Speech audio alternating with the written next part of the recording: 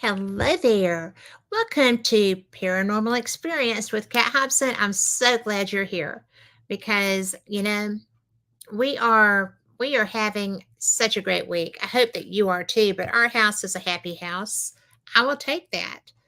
And it's even more fun when I get to welcome someone here that A, all of you know, and B, is one of my best friends. It's the only man my husband ever trusts to take me off places. So, and bring me back. Trust me, everybody brings me back. So, anyway, my guest is my friend Rick McCallum. And he is beloved in the paranormal community. You all know him. He is the founder of Hollywood Ghost Hunters. He is a SAG actor. He is a stunt coordinator as well as a stuntman. And he did indeed get thrown into steel barrels at 30 miles per hour. And it did indeed hurt. So says he, and I trust him implicitly. This is someone that I think is one of the most special people in the paranormal field. And I think really because he's my best friend that, talks to me all the time, he's also just about the best guy going anywhere. So this is my friend, Rick McCallum. Hello. Hang on, I'm still writing the check out to you. How many zeros this time? Seems like a lot. I think that one was probably 7. Yeah. Well, hey, if you're going to go there, hey, I'll ride that horse out, right? Don't even go there with me. I don't blame you. And Lori is in chat says that she is watching on the shuttle. She is on her way to Augusta, or the Augusta area from Atlanta Hartsfield. And so she is the center of our dynamic trio. So, or terrible trio, dynamic duo, or terrific trio. That's what we are. But more likely just a bunch of bums walking around. But we do a lot of walking. We do a lot of walking. So it's all good. But by the way, that's one of my favorite places in the background. I'm shocked. I can't believe you would say that. One of my favorite pictures of it too. Seeing as I stay right down the street all the time. Yeah, but I took that. That's one of my pictures. Is it? It is. Yeah, I kind of thought that might be one of yours because it's actually all in focus and centered. And the colors of the stones and stuff came out really well in that. And that's untouched. That's just the way it came out. So, by the way, if anybody's wondering, that's Rosslyn Chapel in Rosslyn, Scotland. And there's a glen going down the hill from it that we wandered through for days, it felt like. It's an awfully big glen. And we didn't even get to the part where they have all the festivals either. We were in the wild. So it worked out great. We'll go down the other direction next time and get into that. I'm good with that. So we avoided that because of the steep and goofy looking stairs. I liked our steep and goofy looking stairs.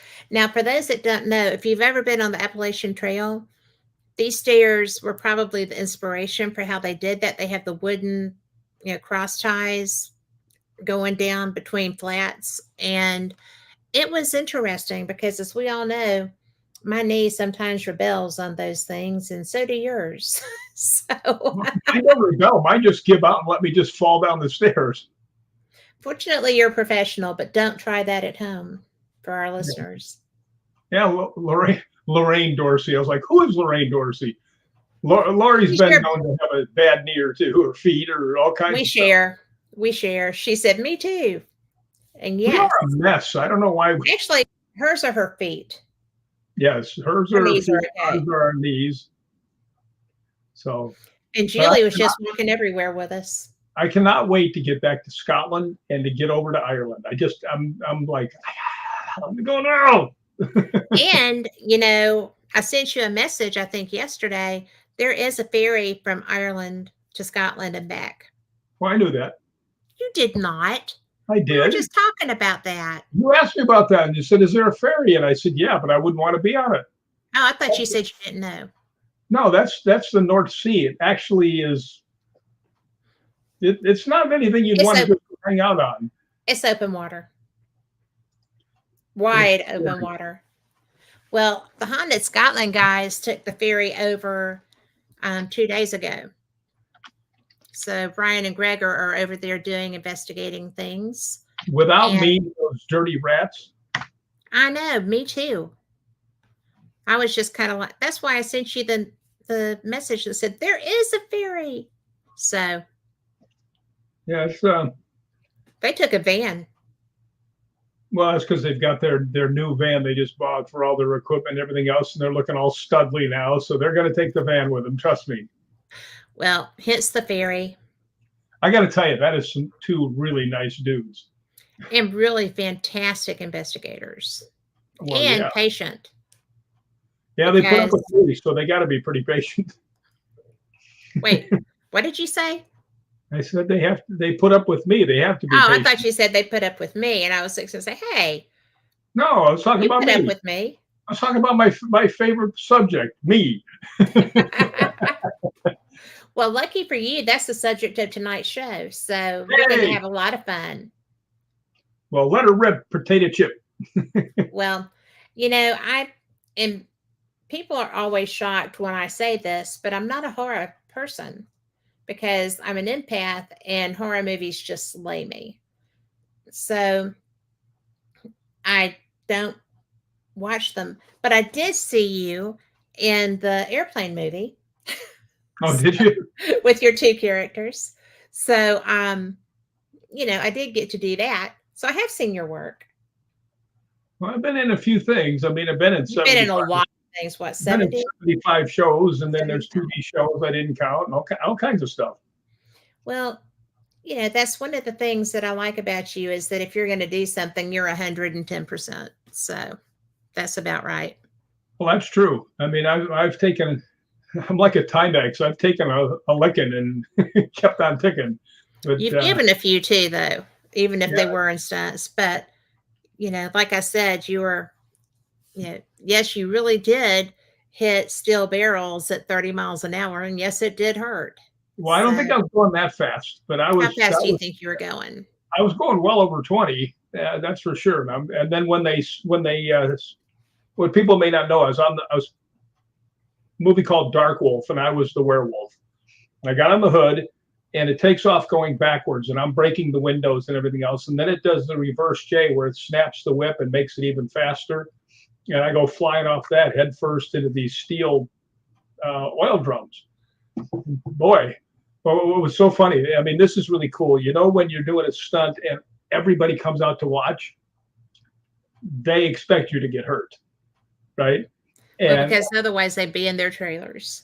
Yeah, so I'm sitting there and I just get ready to go. I've got the werewolf suit on, and one of the actresses, Andrea Bogart, just an absolute sweetheart. She comes up, she goes, "Are you going to get hurt?" And I went, "Yeah." And she goes, "How bad?" And I jumped on the hood and I turned around and said, "Let you know in a minute." Off we went. And boy, that knocked the slobber right out of me. That's what they call the slobber knocker in the stunt business. Hit you so hard, there's nothing left but slobber all over you. Well, I am. We had that discussion just yesterday, didn't we? We did. That's funny. The old slobber knocker. Because that's true. So, and Lori said that she watched the Hatchet movie and she enjoyed watching eating the cookie scene. Yeah, when they're getting all of the hunters, getting people to join this thing to go kill Victor Crowley. They were all sitting there and they were passing out a plate with cookies on it. Right? So everybody's eating cookies as they're going by. So I actually, because that was back in the day when I had bad reactions to chocolate, which thank goodness that's not the case anymore. Thank goodness. I had to have my own special cookie. Of course you did. They were chocolate chip, which I absolutely love, and Oreos, I think they were. And then I had like just this basic cookie. Just the cookie, sugar cookie. I was not pleased. Had a cookie. So, yeah, that was a fun movie, though. I mean, all four of Hatchet movies, those are Adam Green's movies. Mhm. And then Kane was the star of all four of them. So that kind of made it a little interesting because when you put me and Kane together, Oh, there's mayhem to be. There's just no doubt about it. there is without doubt mayhem. But I will never forget him because I had just gotten Fate magazine radio, and we were in Lexington, wasn't it? Where Yeah. Scarefest is. And we were doing that ghost hunt. And you introduced me and told people that I was the voice of Fate magazine. And I was like, well, it's brand new. We haven't even announced that yet. And Kenny looked at me and says, we just did. I'm like, you're damn right. We're good. We're all great. Yes, yes. We did just announce it. He Hey, is when such a Jason hoot. Voorhees sticks up for you, you got Yeah, something going. you do. And I like him so much. And he's so stoic.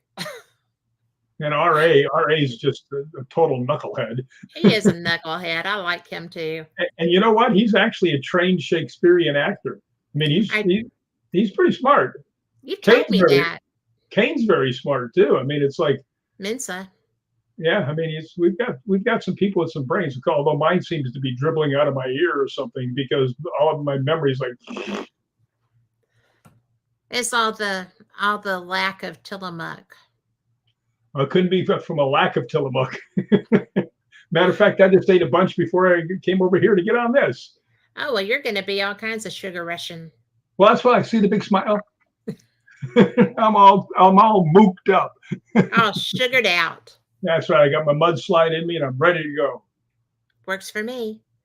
Well, I wanted to talk some, if you don't care, because I do want to touch base because some people may be seeing you for the very first time. I always assume, which is, how dangerous, that because I know you so well and you do a lot of shows and you've been in the business for some time, I always assume that people know everything about you. But would you mind awfully just revisiting the basics of how you got started in ghost hunting and your paranormal experiences that led you to it? Yeah. Well, I was living in Chicago with my mom. I was 13 at the time. And my mom was a single mom working and not a lot of money.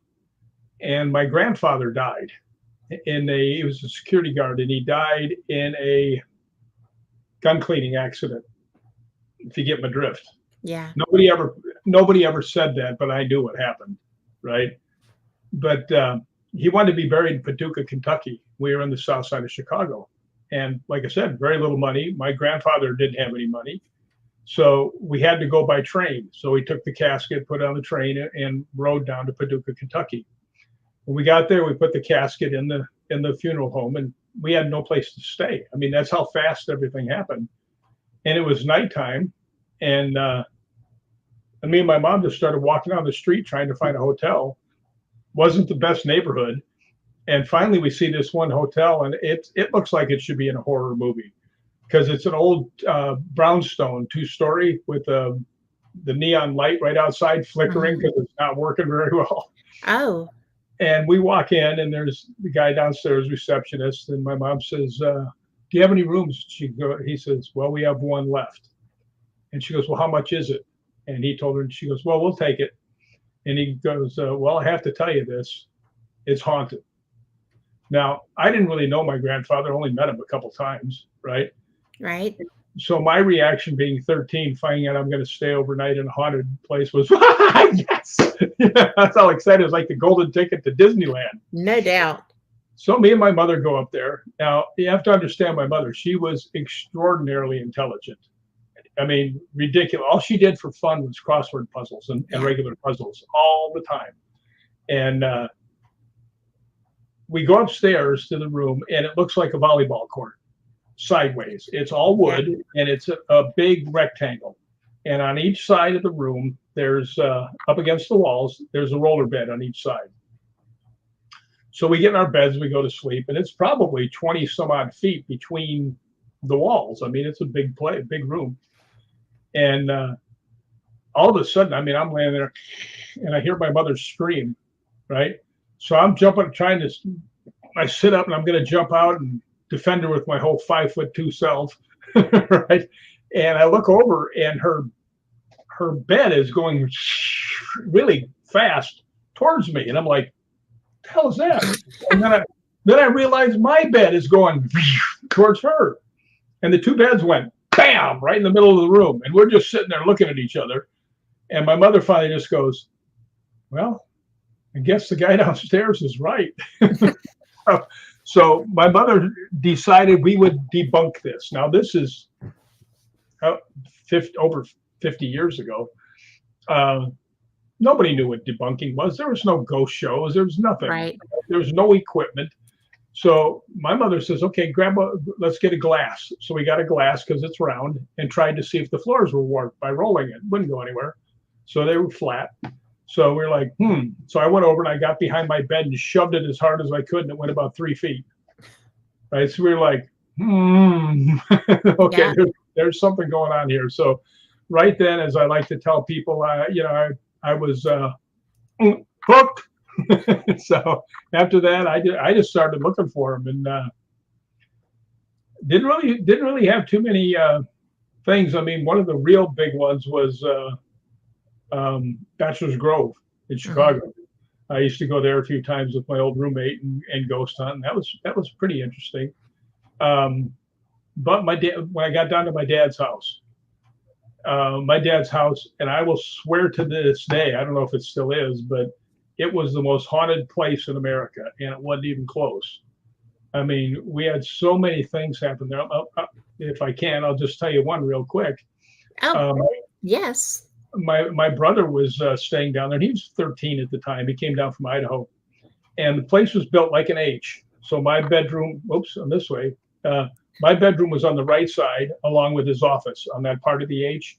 And then Mhm. you go through the middle, and there was the living room, and on the other end there was my dad's room, and then the garage.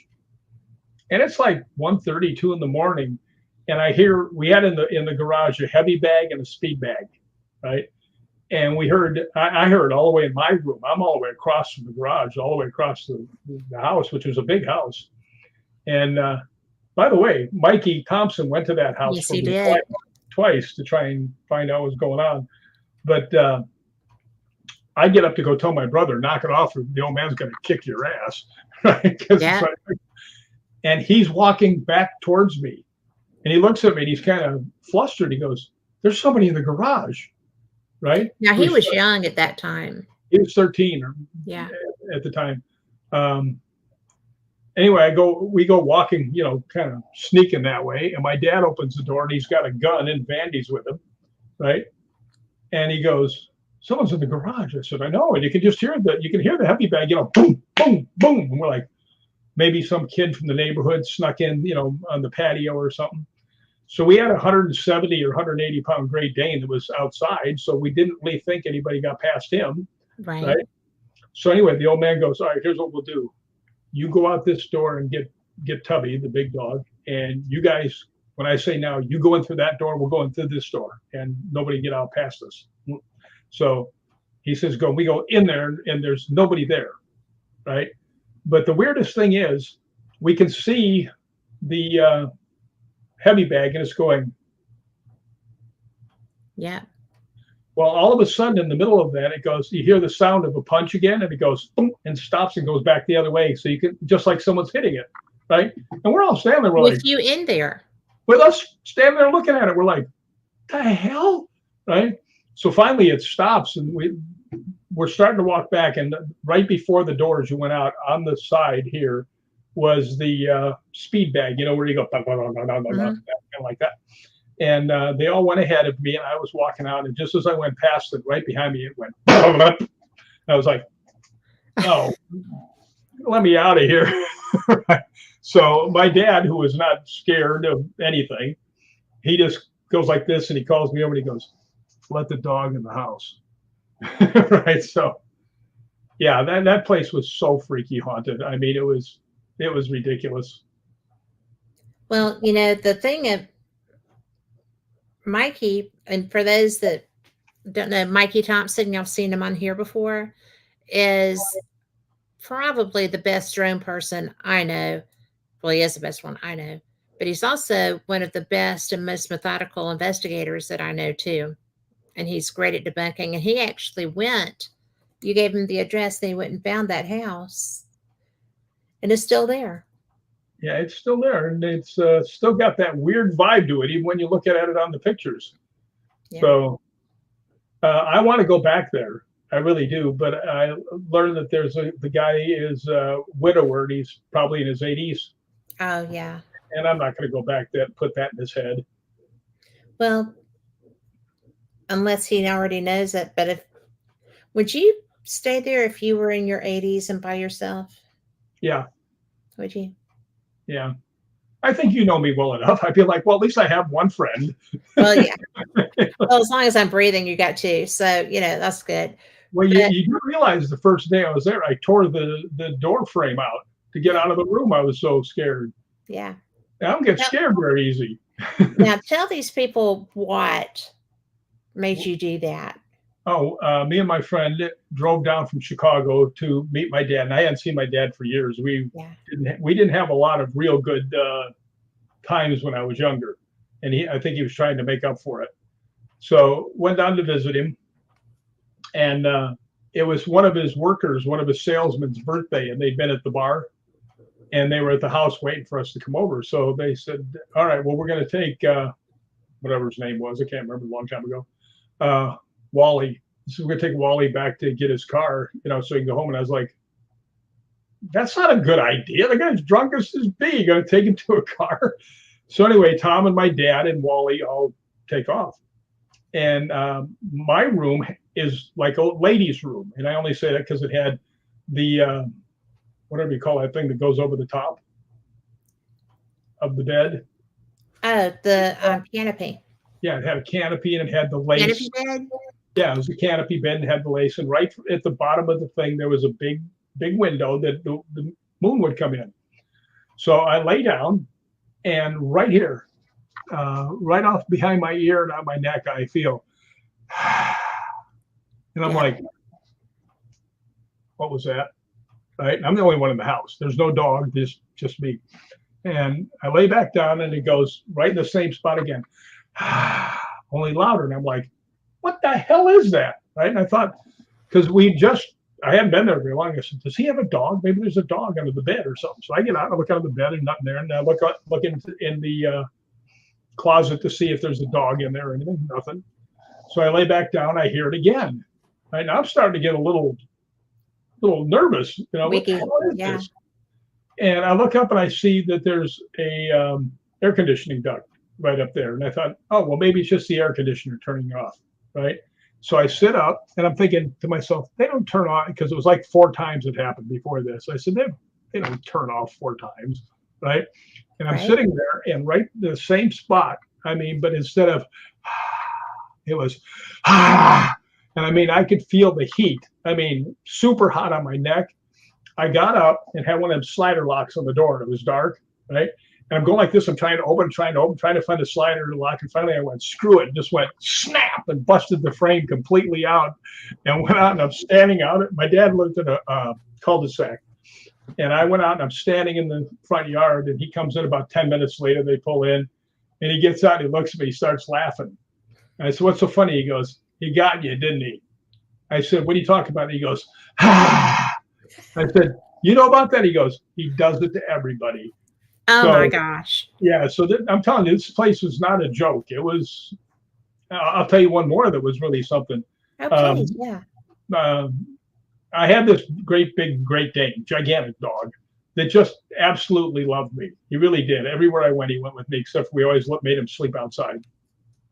And my dad's office had these windows about this wide that went from the floor to the ceiling on each side. And I would always go out and turn off all the lights, make sure the doors were locked and everything else. And there was moonlight coming in from that side that night. And I turned the light off, and I see a head with horns, and I go, right? I flip the light on, and it's Tubby looking in the window, with this big ear. Right? And I'm like, So I turn around and I turn off the light to go back to my room, and I hear behind me, And I was like, oh, you got to be kidding me, right? And I just kept walking, right? Yeah. Of course, they did open the door and say, Toby, you want to sleep in my room tonight? Here, puppy.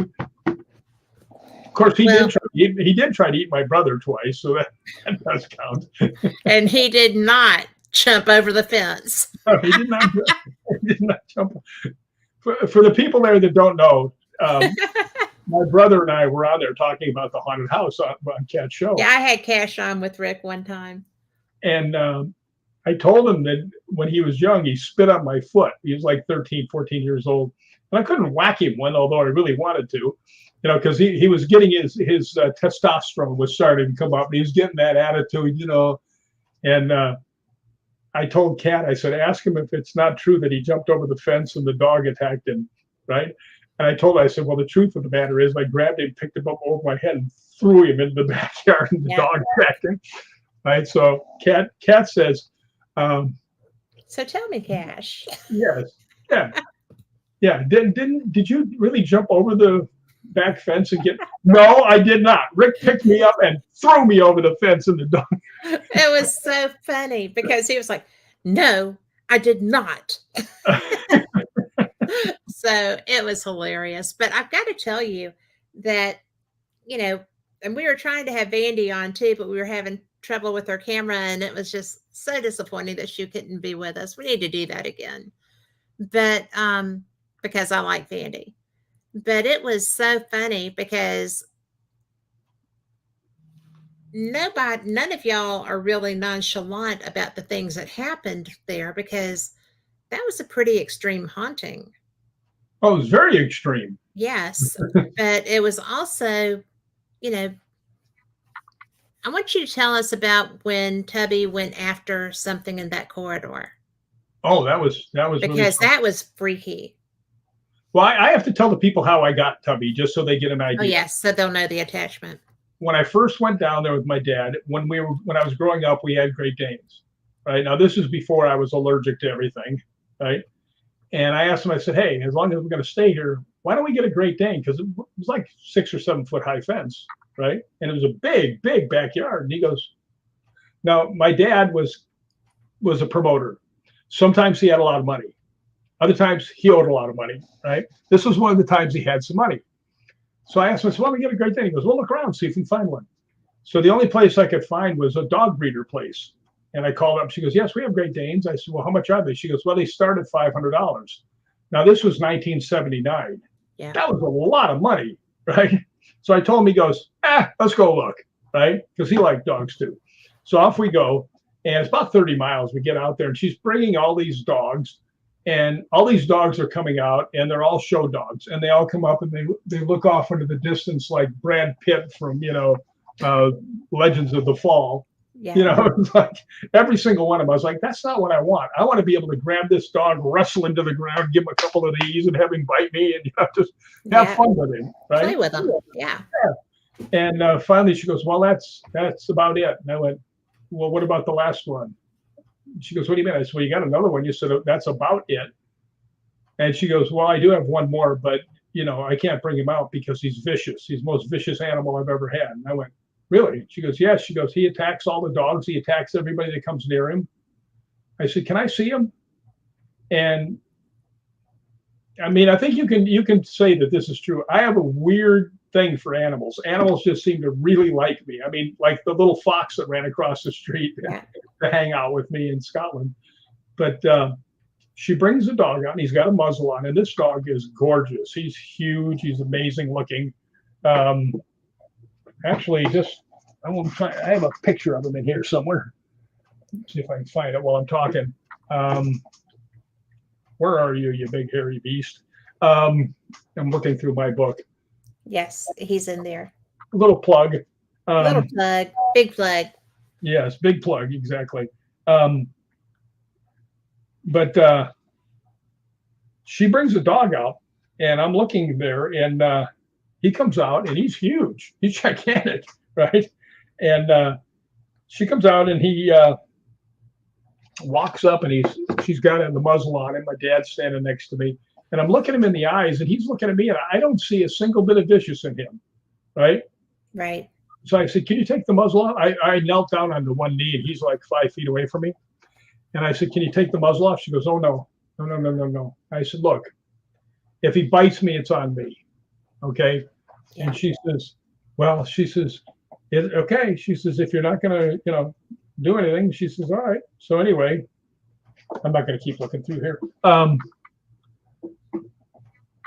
Anyway, she takes the mask off, the dog. And the dog walks over and he gets this close to my face. And we're just looking at each other. And the woman is having a freaking heart attack. Right. So the dirty rat, you know what he did? I mean, that scoundrel of a dog. I'm standing there looking at this vicious killer creature that looks like an elephant. Yes.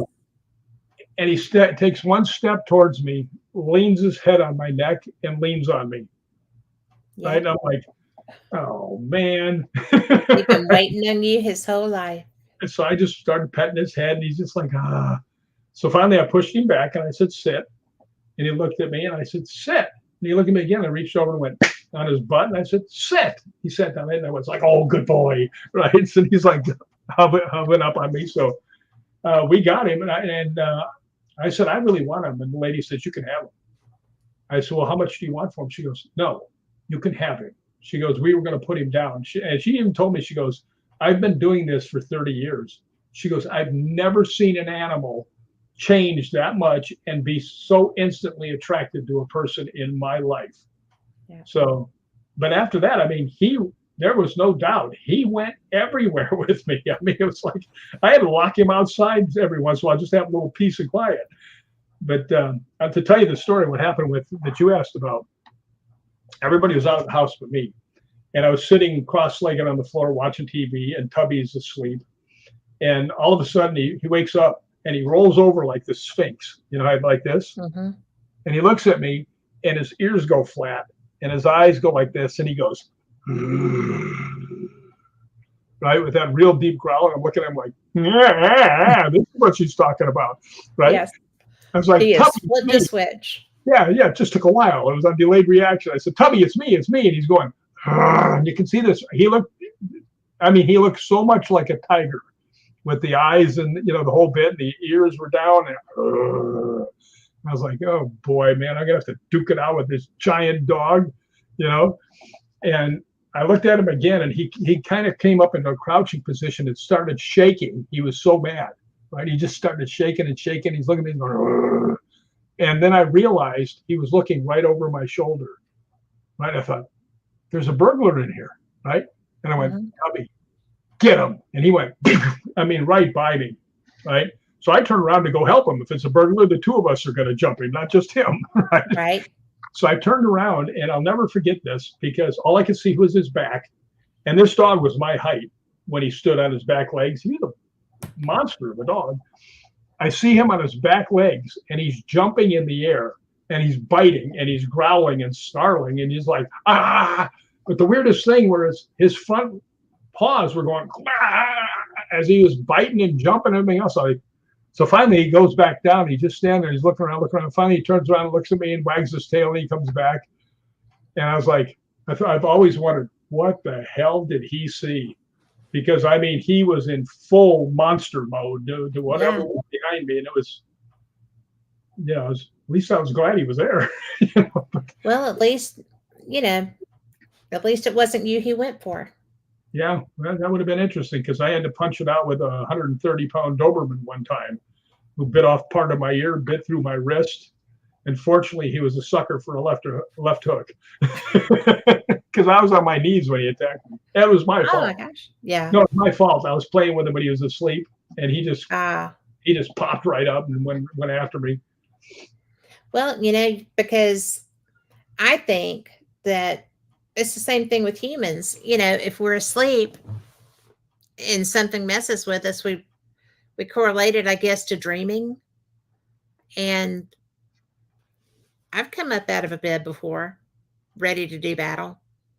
Well, what the weirdest thing was? My brother was there too, right? And Vandy was sitting in the room. And when the dog goes up, he was a trained attack dog, right? He was a beast, right? Real nice dog, but he could go to town when he wanted to. And it was so funny. I mean, me and him were fighting. I grabbed him by the chain and slammed him on his side and leaned on him. And he went to bite me, and I stuck my fist in his mouth. Right, and I'm leaning on him, and he starts whining, and I don't want to hurt him. He's our dog, right? Yeah. So I turn him loose, and he turns around, and he bites right through my wrist, just boom, right, blood coming out everywhere. And I look at him again, and he kind of crouches back, and he looks at me, and he growls, and he starts to come towards me, and I just went, and he looked up, and I went, what? And he just went, boom, down he went, right? In the meantime, my brother, who is in the Martial Arts Hall of Fame, Yeah. ran and hid in his bedroom. Well, he was not a martial artist at that time.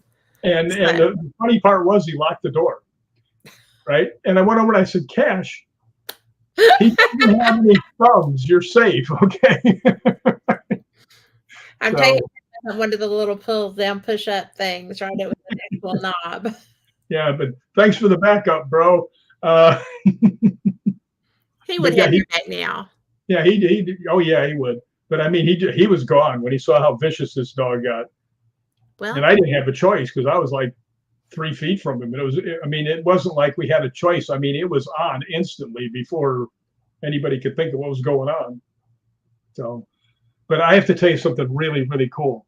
When I came back and I had 8 stitches in my ear because my ear was hanging from where he got me. We came right up my face and I pulled my head and it went, and then he got the ear. Thank goodness. Yeah, and then I pulled him, threw him down. He bit through my wrist, so I had a cast on. And Vandy will tell you this if you ever talk to her. We're in the living room, and she had a big house, and he's over by the fireplace. And he's got his head down, and he's kind of shaking, and you can tell it's his version of crying. Yeah. Right? And he would look over at me, he would go, and he put his head back down. Finally, I went, hey, stupid. Right? And he looks up and he goes, come here. And he looks at me and says, come here. And he comes, I'm not going to die. They're not going to send me to the doggy pound or whatever you do. And I said, that's okay. It wasn't your fault. And I'm petting him. He's like, I love you so much, man. I'm sorry. So, but that was a pretty good brawl. If you could get that is, yeah. It was worth the price of admission. Blood, blood everywhere, holes, casts, pieces of ear hanging out. So dead sexy, man. Dead sexy. Oh yeah. Yeah. So, sometimes you gotta throw fists though to save yourself. I mean. Well, you do. And that's even with people you love, animals. I mean, I had to do it to a horse once, but not a closed fist, but it was a smack on the nose. Pretty good. I did punch a horse one time. When we lived in Oregon, there was a horse that was right next to our place, right? And I would always pet him, right? He was real friendly. He'd always come up, put his head over the fence, and I'd pet him. And I don't know what he went after. He went after something. Matter of fact, you can't see it here, but you can see it in person. He chomps on my arm. Right? I'm patting him, and he goes, right? And they've got molars like humans. Yes, they do. Right? They've got big old molars. And he chomped on me, and he started chewing. And I'm like, stop. And I'm trying to, and he wouldn't stop. So finally, I just went, socked him in the head. And he looked back at me like, why'd you do that? I said, trying to eat my arm, dummy. So, but it turned yellow and green. We had to go take it to the doctor and see what happened. And bacteria. I mean, they didn't give me shots or anything. They just cleaned it up. But yeah, so I have slugged a horse. I know my dad slugged our horse one time because it took off with me on the back and was just bucking, and he just bought it for my stepsister. Mm-hmm. And this thing had come from the rodeo, and they didn't bother to tell him that it was a bronc. Oh, right? Dear. And he got on it, and it was just throwing him all over the place. And it finally, I swear I saw this, it did a flip trying to crush him underneath him. The old man fell off, and he says, all right, you come over. And I'm 13. Right? This is in Oregon. He goes, you get on. He goes, you get on. Maybe I'm too heavy. I'm not really a horseman. My first time ever on a horse. So I got on it, and it took off running into the field across the way. And I mean, it was bucking, and I'm hanging on for all I'm worth. And I look over and I see my dad running across the field. He's running for everything he's worth. And he runs over and he jumps up, and he jumps and grabs the horse around the neck, right? And the horse is still bucking, and I go flying off. And I landed on my back, and I'll never forget this. My head was about that far from a big rock where I landed. Right. and my dad's got hold of it, right? And the thing's still bucking, and I just see him go, boom, hit this thing, and the horse kind of stopped, and he grabs the reins, and he's like, come on, right? I'm like laying on the ground. Anybody care about child down? Ricky's down. Somebody do something. And I got up and staggered back to the house. So, but yeah, he that horse was crazy. He called the guy up that he bought it from me. Come get this damn thing. This thing's a maniac. Yeah. The guy Well, goes, you well, know, it wasn't a bronc. He said, well, you could have told me that. I told you I was getting a horse for a 11-year-old girl. What are you giving us this thing for? you So know, I've never understood why people do that.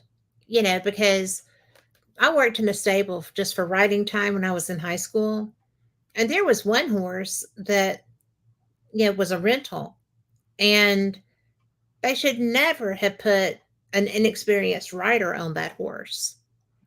And he was one of those go to the barn horses. I mean, if the reins get loose at all, he's out. yeah, And so I was bareback because he'd been ridden all day, and I just, you know, had taken the saddle off and was just riding him. And I just wanted to go down across the pasture and come back. 'Cause I hadn't been on a horse all day, right? So he starts getting, he realizes we're going to the barn, and he is 200 miles an hour going straight for a fence. And I'm hey, like, I don't think he jumps. I've never seen him jump. gonna So find I out didn't in a second. We're going to find out. And he got up to that fence and he just stopped. And I was like, I almost made it. I almost held on, but he was sweaty. And so I slid up him and got all of me was around his neck. So I just turned loose and, you know, tucked and rolled because I didn't want him stepping all over me. But he stood still while I fell. So thank him for that. But Yeah, it's weird when they go out of control like that, and I've never been on one that was bucking that bad, but I can only imagine. I would not like that. you ought to make a faith song out of that. I can only imagine. It seems like a good title. Um, You are so, yeah, I know. Iowan. You're Iowan. It explains my singleness. Yeah. Like, girls are I like, wasn't going to go there, but okay. girls are like, no, no, just not gonna do it. Wouldn't be prudent. Wouldn't be prudent. Wouldn't be prudent. Oh, So, please. Every girl is like, oh, Ricky. that's not. That's not. I can tell you of one that right downstairs that doesn't feel like that. Well, that's because she has a reason not to feel like that, but Well, that's I okay. guess. I So, guess. but it was an earned reason. Yes, indeed. So I'm not going to go any further with that. But But we have to get something in here before we go off, well, we've got an hour. and I want you to say it instead of me. I think that you should tell them what happened in the museum. Oh my gosh. Oh my gosh. That was okay. When we were in Scotland, we were in Edinburgh, and Rick has a friend who is the director of monuments. He's a wonderful man just because. And they were letting us investigate, first people to investigate, like real, not just a tour thing, um, the Writers' Museum in Edinburgh. And I was excited because, oh my gosh, right? So we went in and we were given the tour, met the women that did the guiding and stuff, and it was everybody there was just wonderful. And we started on the upper floor, and Rick will tell you that I was pretty stunned by what happened. There were two rooms and they were like together like this. And the room over here had a cabinet and some documents and memorabilia and items and things of that nature. But everybody was in the other room. So I turned and went in the other room, when I finished in there. And we were talking about the people that have been there, all the items that were in this room. and I got whacked in the back of the head. I thought. I mean, I put my hand back to see if I was bleeding or not because it hurt that bad. And I'm like, what the hell did I do? Did I fall down? Who hit me? And so I'm doing all this analysis, and Lori Dorsey looked over at me, and I guess I looked funny because she was like, "What is wrong with you?" And I was like, "I don't know. I mean, I feel like I just got hit, and it was right under my skull, like at the top of my neck, base of the skull." And I was just like, it wasn't getting better. It was not even starting to abate at all. Yeah, I remember And walking in on you, and I'm like, "What's well, going on here?" yeah, you were across from me. You were talking to Jay Craig. Yeah. And so when you turned around and realized it, I mean, you looked like you had seen a ghost, but I must have been pale or whatever. I don't know. Lori recognized it. But I finally looked at the young woman and I said, this is going to sound so crazy, but has anybody here died? Has anyone died here from a head wound? And Jay Craig was like, well, I don't know. And he looked over at her and she was like, well, actually, a man that was staying here was leaving and fell and hit his head on the marble stairs. And they brought him in and nursed him. They paid for his medical bills and everything, and they paid for his funeral. He had died there. And I said, well, where? She said, the documents, the billing and stuff are in the room that you just came out of. And I was just kind of like, oh my word, really? Because that doesn't happen to me. I mean, I am not an evidentiary physical psychic. I have stuff, but that was the first time something that extreme had happened to me, and it happened twice while we were there. Not there, but while we were in Scotland. And that was enough. Well, see, you know what? Um, there was another thing that happened at a museum, but that was at Belgoni. Yes. And you were very much involved in that one too. Some of us knew what was happening. One of us did not. I do believe I just got the backhand slap. Payow. Hey, Jeremy. Yeah, Hi, well, that Jeremy. was a very nice one. I got a little smack there from actually Kat and I wrote an article for Fate magazine We did.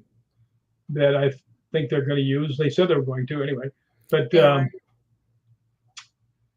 the weirdest thing that happened there, and Kat, you should jump in because you saw, seeing as I was like dumb as a freaking post. You were not dumb as a post, but you were.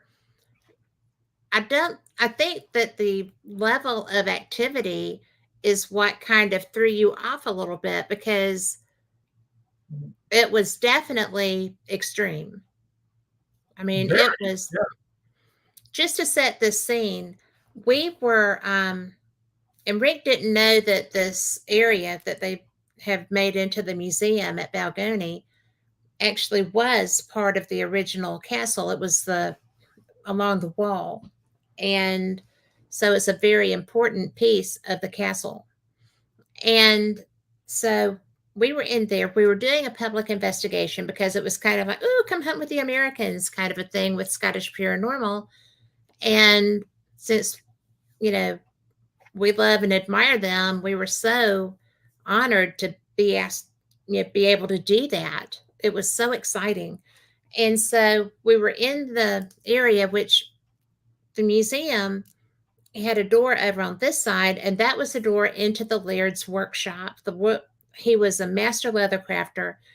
He was a brilliant, brilliant woodsman. I mean, he was an artist with wood. He Well, carved all of the doors for the castle. I mean, long winters, right? So he did all these things, and he was a brilliant artist.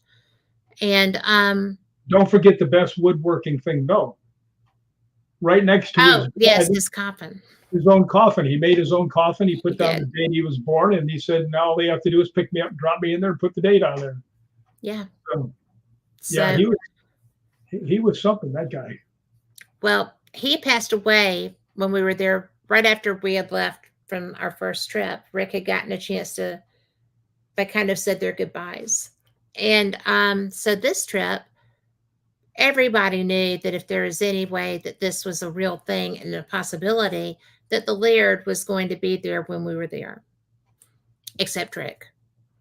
And so we're in the museum and we have our first group of people coming through to investigate with us. And I had a fully charged digital camera, night vision camera. I had my stuff out too. We had Mikey's REM pod. And if you know Mikey, you've seen him on the show. He is a tech guru. Okay. Everybody has K2s. They're all through the room. Um, The Mel meters. the millimeters, everything is going. If there was So, anything that could light up, it and was make in that room. noise It was in and that make room. noise. Yeah. So we're sitting there and Rick's leading the conversation. And he was like, is there anybody, here? The REM pod, which was to my left and kind of in front of me, but to my left, lit up like the frickin' 4th of July. And every REM pod's going off, every millimeter's going off, every K2 is going off, and my camera's turning off. Fully charged, good to go, no reason to turn off, gone. Every time I turned that camera on, it died. It still had a full battery every time. Well, Mikey So, gave you a couple of extra batteries that were full, and they died. yeah. So But my battery never died.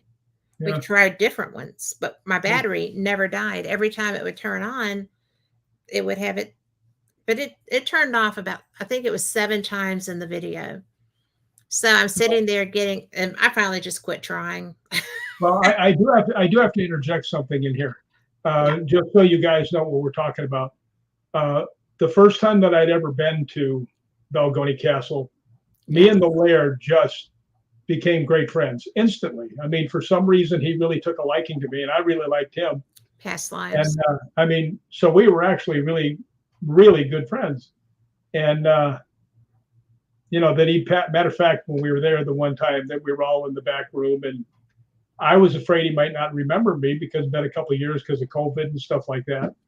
And he was getting older and he was sick. And it was so funny. He sees Jay Bloomke and he introduces him, and Kathleen Burns, and I think Mikey was in there. Cheryl, I think, was in there, and me. And in the middle of them, all of a sudden, he's looking at everybody, he's getting introduced to everybody, and he looks up at me and he goes, and he sticks his hand up, right? And he grabs my hand and he pulls me down, and he whispered something to me, and I went, I gotta go outside. There's a lot of dust in here. And I went outside, and I didn't fool anybody. That's why I was a stuntman. I was a horrible actor. So, so anyway. I'll give you that. Anyway, so he and I just, for some reason, I mean, he just really took a liking to me. Yeah. It was like we were old souls together. I mean, that's the only way. That's the only way I can say it. It was like we had been big buddies in the past, right? But, Definite past life connection. Yeah. So that after he passed away, I was obviously the first time coming back without him being there. And well, you can tell him the rest. I just wanted to tell him that we were actually bizarrely good You're friends. very good close friends. Well, the funny thing was that we had how many 8 people in that group besides us. Yeah. And everybody's got a K2, everybody's got everything. And one of the women is like, if this is a Laird, can you tell us the passcode that, to let us know it's you? I don't know if anybody ever checked anything to see if that happened or not, because we didn't know anything about a password. That was Gregor. But, all this stuff is going off, and I have figured it out. Mikey's figured it out. Everybody figured it out. Everybody in the room and everybody's just gone quiet. We're all just sitting here watching the stuff happen, and Rick's like, I can't believe this. This is so much. And the light, as it came on, just came on a dimmer switch, right? It was like, oh, Oh, it's the Laird. It And it was. was, no doubt it was him. Yeah, So, but it was so cool. it was him saying goodbye to me. It was. It was about as touching as you can get. Well, it was the best way he knew to do that. And you know, the thing that got me about that, Rick, was that we had 3 other groups come through there with us Yeah, after that one. and nothing happened. There was nothing in that room. Yeah, it was just you get one big shot and that was it. Well, And that's then what you it remember the needed to very be. next night. The very next night we went to a graveyard in Inverness, and Yeah. we're all going around. I've got my K2, and I'm not getting diddly squat, nothing. Yeah. That's because Julie was getting all the K2 action. Yeah, I was out there for an hour at least, and not getting anything. And there was just one girl walking with me.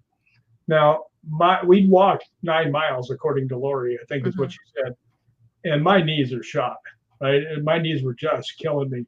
So I'm looking around for a chair or something to sit on, and there's nothing there. And I look, and right next to me is a tombstone that looks like a bench. It's built like a bench, right? Yeah. So I just looked down. I said, "Please, no disrespect, but I can't walk another foot. I need to sit down, right?" And I sat down on it. Instantly, the K2 goes all 5 lights, and the girl that's with me goes, "Oh!" Right? And I said, "Are you telling me to get off?" Boom! All 5 lights again. And I went, Yeah.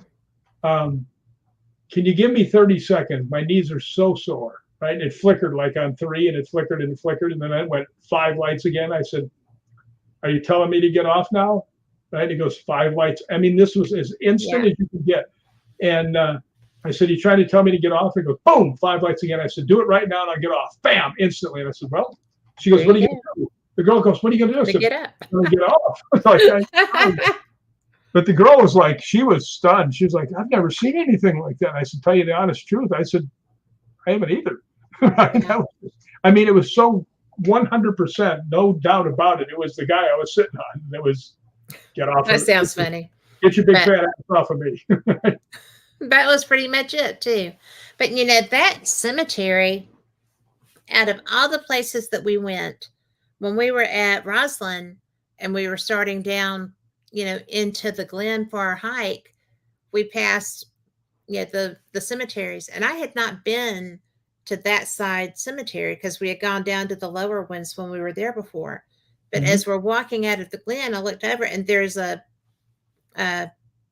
grave, a headstone that's just covered in seashells. Do you remember that? Yeah. And so I had just found out, or had just recalled, while Lori and I were talking, that Buchanan is one of our family names. And I'd even bought the Buchanan tartan because it was so pretty. I just like the colors. But well, when I went and looked at the headstone, that was a Buchanan grave. Do you remember that? I took a picture of it. But yeah, I do remember that.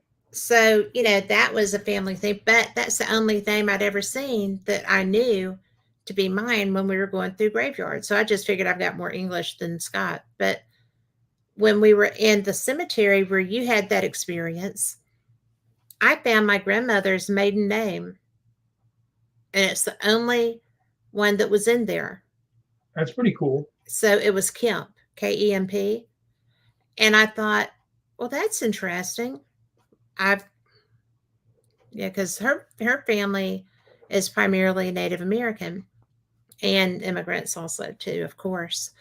But so now I'm doing a lot more genealogy than I had been because of those two things. It was fascinating to me because I just thought, how apt that one of my ancestors would have seashells on their grave. Yeah, it's pretty cool. Oh, by the way, Liam Shand, who's the head of Highland Paranormal, love him. They are the ones who took us to that Inverness graveyard, and actually, he took us all over the town, showing us his entire tour, which is really cool. But he also told me, he said, "By the way, you're the first group that has ever ghost hunted there." He said, "Including me. I've never ghost hunted in that graveyard either." So we actually had 4 firsts where That's we were on that unusual. tour. Yeah. So that was pretty cool. Well, I thought that Fair Maid House would be more active than it was. Lori got some activity downstairs with her K2, but that was the only real blatant activity that there was there. I didn't get a thing in that And place. that was from what, the 1400s. By And the it's way, so I have to show you guys something. If I can show actually, away. if I can get it on there. Go down. And go down and lean it closer.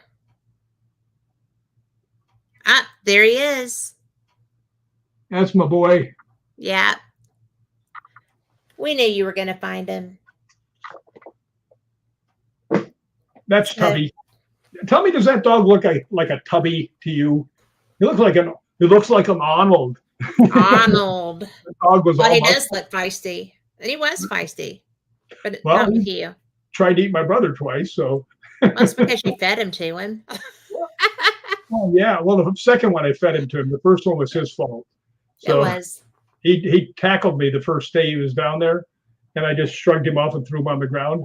And I went to Yeah. get the ball, and I heard him scream, and Tubby had hold of his head and was dragging him backwards into the back of the yard. And I was laughing. I had to go over and extricate them, right? And Tubby was really mad, like, don't you dare touch him, right? Yep.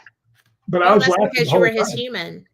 Yeah, I was laughing the whole time. And finally, my dad said, what were you laughing about? I said, well, I could just imagine saying, me coming in and you going, well, where's your brother at? Well, Tubby ate him. Well, Cash is pretty hard headed. That's why he's won that world championship. So it's all good. Well, that dog actually, too, once I got him loose, right, Cash started screaming again, and he chomped on his side and shook him like a great white shark. Just went, right? I had to Oh loosen my him again. gosh. Yeah, I'm surprised your dad didn't shoot you for letting that happen. well, nothing I could do about it. All of a sudden, there he was, just chomp, That's because Cash hilarious. and Tubby figured he'd chomp on him again. And you know what? That's the only people he's ever bit was my brother twice. Well, actually, So, 3 times. but Cash was so funny about that. And for those of you that don't know, Cash is a younger fighting size Rick. So, same personality, very outgoing. He's probably more outgoing because he does sales, but you would be a great salesman too. So y'all are very similar. It's so Take funny that to back. me. Take that back right now. I will not. Take I that. am not. Oh, come on. He is so charming. You're charming too. Not often. Every once in a while, a little charm will slip out the edge. But according to that please. girl Lori, she goes, "You're really blunt." Well, You are blunt, but I'm blunt. Maybe sometimes. we just understand each other, so we don't get bothered by that part. Well, I'm not mean blunt. Yeah, that's Depends on the scenario. yeah. I mean, if I have to be mean blunt, I will be, but rather not. Yeah, I know. Well, you would much prefer to have a gentle conversation. Yeah. And I really think that's one of the things that I like the best about you is because you can be rough and tumble if you need to. You can be austere and mean and blunt and rah, rah, rah, rah. But you have so much compassion. Be careful. Lori is getting off the shuttle. But Uh-oh. so Do I have time to move? she is on outside Augusta. She is on her traveling day. So but she's listening on her phone.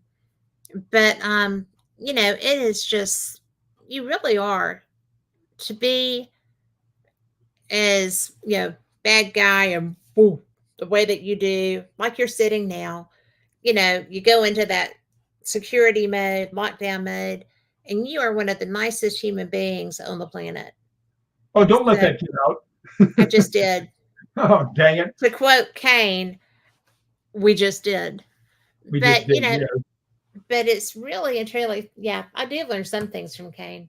But one of the things, really and truly, you always are so surprising. You always say it, and it's even in your book that people are nice to you. Oh, it's my only superpower. It is, but it's because you're nice too. Yeah, but people are nice to me just right off the bat, like the They are. Laird. The Laird was, right? And Well, he the was, Laird told you all the state secrets the first time he met you. well, he told me half the first time he told me half of it. He told me the second half later on. So, But I mean, still. and, But I you mean, know, people do that with you. When we met, we were friends within 10 minutes. I know I still have like, that picture that we took at that scare fest. I think I I do mean, too. it was so much fun. I actually have a picture of you with a Hollywood Ghost Hunter hat on. Yes, you do. Yep. So, of course, where they may be in this computer, I have no idea. Well, I'm kind of like that. I'm on like probably my third or fourth computer since we took those pictures so long ago. But you know, it's really funny because we have obviously known each other in past lives because that connection was immediate and strong. It's not romantic, it's genuine friendship. And it was genuine friendship without romance when we met.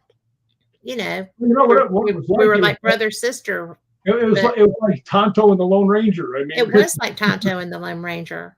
And we take turns on who's who. But, you well, I was know, going to say Thelma and Louise, but I don't look that good in Louise's clothes. like usually I'm Louise to Lori's Thelma. So depends on the day. We take turns. But By the way, before you say anything else, I got to rat you out. Oh dear. When they were at an airport, Kat sees Lori. one gate over there, she goes running over to say hello to her and just flattened her. They both boom down they go. Did. And the weirdest thing was she was flying through Atlanta to JFK. I was flying through Atlanta to Edinburgh, to Amsterdam to Edinburgh. And so the odds of this happening, but we were at Atlanta Hartsfield and she was in A14 and I was at A15. We were next door to each other. And there is no way that that's an accident at that size of an airport. And then you assaulted poor Lori. I did. I knocked her to the ground. And I landed on top of her. That's always the best thing. If you take someone down, get on top. It was so funny because, I was exuberant. I was so excited. I was going to Scotland. I was seeing my girlfriend. We've been friends forever and ever. We're besties. I mean, you're my best guy friend. She's my best girlfriend. We have the best time together. And we were going on our first international trip and we were coming to meet you. It was a good day. Yeah. So it was fantastic. And so she did not stick the landing. Well, you helped her stick the landing. I stuck her to the floor. I just put her right down and went on top of her. I'm surprised somebody didn't throw a flag on the play. Well, WWE, are there really any rules? No. Yeah, no. Look over there, and she's poised on top of the counter. We're getting ready to jump on you. I'd run. I inflict it, I don't receive it. So I have to tell them the story real quick. What story? Lori and Kat and I were in Edinburgh. We're walking up the Royal Mile, and we're getting towards the end of it. And there's these cement pillars that stick out. Oh my gosh! So cars can't come across and hit the people that are in the restaurants. Yeah, well, because that's a pedestrian area. That part's not driving. It's Victoria Street. Yeah, and I'm actually that wasn't Victoria Street. That was the one that was up above Victoria. We would be coming back around the other side to where your ice cream place was. Yes. So we were up above and we're walking leaving the ice cream place. And I actually had a religious experience there. I'm walking along. He smacked the hell out of these pylons. Yeah, I'm looking up and something up above, and I hit one of these pylons with both legs at the same time and went face first right at the ground and went boom. And I hit the ground, and all of a sudden I just was levitated. And I was like, well, at least I'm going in the right direction if I just got killed, right? But it was all the Scots people went, oh, I'll pick him up. Oh, sir, let us help you. I had my feet, my toes, and everything about me. Just went,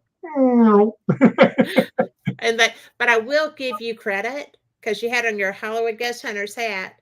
And you stuck that landing and the hat never moved because you grabbed your head and protected it and held onto the hat. So kudos on you. The hat. The head's hard. I know that'll be okay, but I had to save the hat. Well, your stunt skills were definitely in play with that because that was such a good.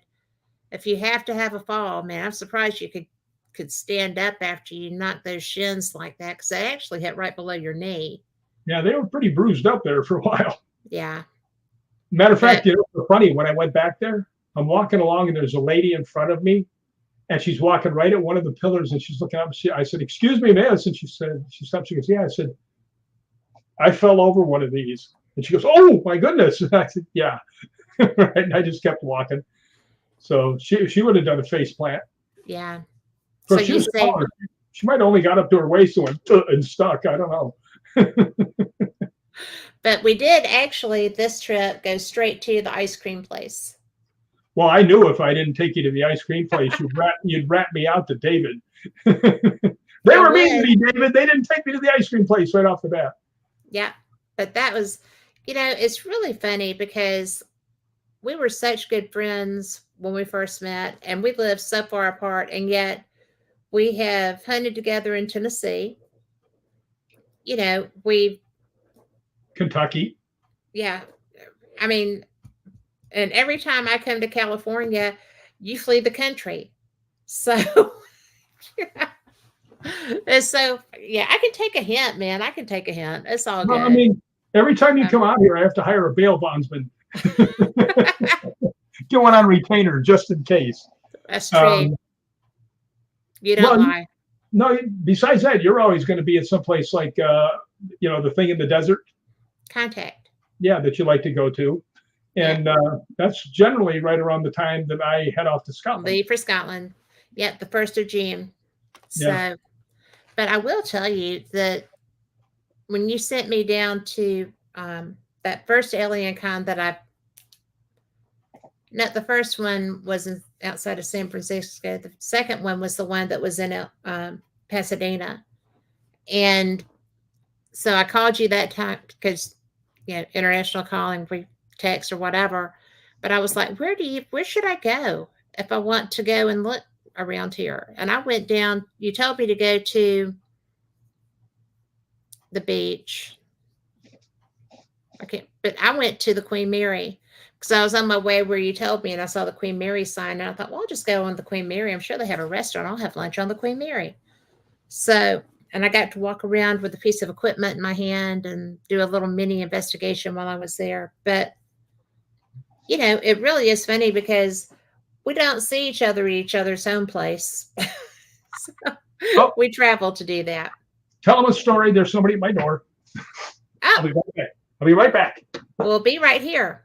I'll be right back. Meanwhile, do y'all want to know all the dirt on Rick? Because, we could always act like I said all the dirt on Rick. He is such a nice man. Y'all know he is. And I can't believe he answered his door. He must know who that was. So, one of the things that got me was when we had Cash on with us, his little brother, who is he is the mixed martial arts kickboxing champion of the world. I don't think he is this year, but he's amazing. And he is a real estate agent. So he looks like the nicest, biggest person on the planet. And I'm trying to I have on one of those Dolman sleeves so I can go wide like that. But he was so nice. And to hear him talk about some of the things that happened in that house, Rick has always told me about it. But I thought that it was going to be, I thought that maybe Cash would think it was more tame because he doesn't really do the ghost hunting thing. And if anything, it was more extreme when he was telling me about it because it blew him away. He was younger, obviously, than Rick at that time. So, he didn't have I guess the aging to kind of handle it better or something. But when I asked because Rick told me, he said, ask him if he climbed over the fence. He did not. He did not. He said, no, I did not climb the fence. Rick threw me over that fence. And I was like, yeah, he did. Yeah, what's funny around here? I've lived in this building for 30 years. Yeah. And nobody can find out where the apartments are. I mean, I'm over there and I'm like Sacagawea trying to tell this guy how to get to where the other things are. But it's so funny. It starts at the bottom and they work their way around and then they get to like the one corner and you have to go upstairs, but it stops up there. And then you have to go down to the next thing and go up and go through. Yeah, it's a nightmare trying to find anything. And when you get the delivery guy going, yeah, do you know where number 15 is? Well, yeah. Well, how do you get there? Well, that's another question. Yeah, over there, but you got to go down here and then you got to go down there. So I'm standing out there. No, the next one. Go to the next one. Well, I just told everybody all your secrets, so it's all good. Are they bored to death by now? I think Jeremy was snoozing. Jeremy, I got my shirt. I got my shirt on, Jeremy. And I was going to put mine on, but I was cold, so I went with a sweater. Yeah, I've got my Paranormal Award shirt on. Yep. That was actually from Jeremy's thing. Jeremy, I want to win something else this year. Them dirty rats from Scotland won one. I bet that you would. Well, you've got a new book coming out. It's not paranormal, though. Well, that's true. I've got two that are going to come out. Neither one of them are paranormal. And then I've got a paranormal book that's going to come out. If I can ever get off my lazy ass and start typing them. I mean, I'm putting them all in, into order, and then I just have to write it, which isn't all that hard. Some of us find it harder than others. Well, you've got like four sentences left in your book, and it's been that way for 6 years. So well, I told you I want to buy the first one, so get to it. Well, I will do that. But I've actually, because I kept thinking, why don't I have all this stuff put together? Where are those things? Well, I put them in my Google Drive. Oops. So when I went into my Google Drive looking for something the other day, I was like, wait, there's 5 stories here. So yeah, we're doing the finishing touches now. Yeah, I'm looking forward to it. Yeah, I am too. Hey, and can you imagine that Gregor, our buddy Gregor Stewart, who was one of the founders of Scottish Paranormal, has written 23 books? Yep. And he's got Haunted Perth out now too. Yeah, he's a busy boy. Well, and not only that, he's also known, if you're looking for him, he's billed as the Haunted Explorer. You can find him that way. And he does St. Andrews tours, which, by the way, we stayed in the dorms at St. Andrews when we were in Scotland this time. And since you told me now that there's a bus station there right out from our door across from the bookstore, then that would be a great base to go anywhere because we could take the bus to the train. I didn't realize that. We Ubered. Yeah, well, if you actually have more than like 2 or 3 people, it's better to just take a cab to the bus station or to the train station. Well, I don't know. I don't mind a bus. Their buses are not like our buses. No, but the buses can be. God bless you. Oh, allergy season on the buses is what I was going to say. No, but like we took the one bus, the one thing cost us $100 for the cab. Yeah. But I mean, it took us a long way. It did take us a very long way. And it took 5 of us. So I mean, that was only $20 a piece. So yeah. And I will never ever get over you not letting me get off at Croy. I was devastated. I'm still devastated. You're such a harsh guy. Wouldn't let you get off at where? Croy. Troy. Croy. C-R-O-Y. Guys, we were on the train, and it was my first time on the train going from Edinburgh to Perth. And so I'm sitting there, and I read Scottish history novels, right? And there's a town called Croy, and the laird there, the house is by Marino. Okay, so we're sitting there, and I see Croy Station coming up on the thing, and I'm like, oh my God. I reached over, I grabbed Rick's shirt. I said, we've got to get off this train. And he's like, what? I'm like, we have to get off the train. This is Croy. I have to get off this train right now. We all have 2 pieces of luggage each, plus backpacks, plus this, that, and the other. The train is pulling into the station, and Rick's like, we're not getting off this train. And as we're pulling out, I see the sign for Balmerino, and I'm like, ugh, I am so going there. So that is my goal when we go back to Scotland. I am going to Croy, and because I'm sure there's haunted places there. There's haunted Oh, places all through Scotland. when I get on these other podcasts, people always say to me, well, what's haunted in Scotland? And I'll just say, Scotland. Everything. The whole freaking place is haunted. It is. Actually, And Lori, who's probably still listening, she and yeah. I had a good one. We were walking up during the daytime to go to Calton Hill, Hmm. which is real famous. On top, it's got all these monuments, and you could see that, it's very panoramic of the whole city. And it's like a 75-yard or maybe 100-yard. You went up there. You know what I'm I talking did. about. Yep. The cement pathway with the handrail in the middle. And we're going up in the daytime, and we're going. She's ahead of me, and I'm walking. And I hear a guy like right off to the side of me. Now this is all hedged in. There's nothing. It is hedged in. Yeah. So we're walking, and right here, kind of snotty sound. I hear somebody go, "Pardon me," and I turn around to say, change the volume on that, buddy. You know, Yeah. and I look down, and I can see like 75 yards of the ground. Ain't nobody there, Yeah. right? And I turned around. And I said, did you hear that, Larry? She goes, oh, the guy saying, pardon me. I said, turn around. She turned around. She goes, there's nobody here. I said, well, there is somebody here, but it's not anybody we can see. Yes. So, I mean, in the middle of the day, you get snotty ghosts, Well, not all of them are snotty.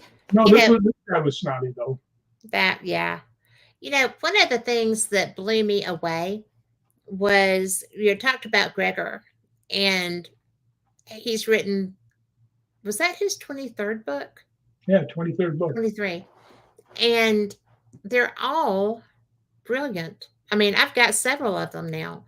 And because I just decided I'm going to start buying these and having them. So when I go, I'm just going to have a bag of books because I've got Lee Dunn's books, I've got Gregor's books, I've got all this stuff. And I've, I've never had them with me to get something signed.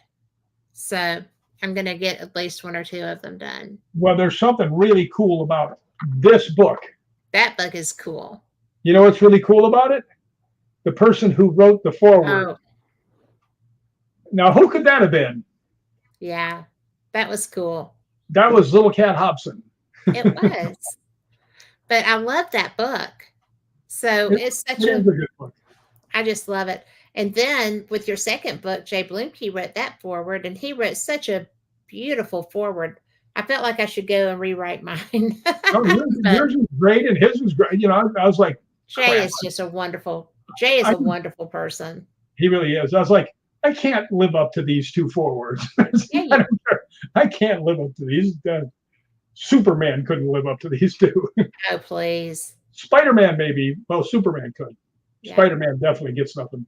But yeah, I am looking so forward to really getting out and ghost hunting again. Yes. I think Mikey and I and Julie are going to go to Wolf Creek Inn here eventually. Julie's really become a ghost hunter. Yeah, actually, I bamboozled them into it. Yeah. Because it from where they're going to be living, it'll probably be about 850 miles away. And I told them, I said, well, I'll tell you what, I always drive up there 750 for me, right? I said, but if you fly into Medford, I'll pick you up and drop you off. Cool. So they're such nice people. And we're talking about Mikey Thompson and Julie Chuley, his wife. And we had the best time with them in Scotland. They're both nurses, both very high level skill nurses. And they were brilliant and fun to have with us. Julie learned that the K2 is a real thing. When we were at Temple, um, she and I, yeah, because I was getting stuff down by that creek, but I like verification, right? And I'm seeing it on my thermal imager, but I still wanted to see if there was, because I didn't have my K2 with me. And so she came down there with me with her K2, and she became, I'm serious, through the course of when you gave her one in Inverness, she was on it. She discovered how cool that is. You really helped her become interested in ghost hunting Well, because she was. I think it was probably Mikey that gave it to her because Mikey has a lot more equipment than I do. I thought you gave her a K2 to walk around with. I Oh, know I did. that you were guiding her with it. Yeah, I did give her one to walk around with. Yeah. But we, you know, at the very end of the thing, Mikey had given me an extra K2, and I said, "Mikey, do you care if I give this to somebody?" And he goes, "Who?" I said, "Jay Craig's son is Oh, crazy about this." yes. So he and I gave that one to Jay Craig's little boy. That's somebody else. I mean, you always say that your superpower is that people are nice to you. That's true. And and I always tell you people are nice to you, which is a superpower, okay? But your other superpower is that you're kind to them.